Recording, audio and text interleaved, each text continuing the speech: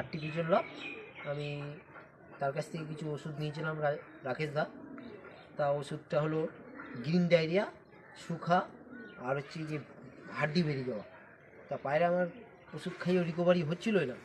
তখন আমি ফেসবুকে দেখলাম যে কিছু লোক রাকেশদার যে 8টি পিজন লক ওষুধ নিয়ে ফেসবুকে কমেন্ট করছে যে পায়রা ওষুধ ভালো কাজ হচ্ছে।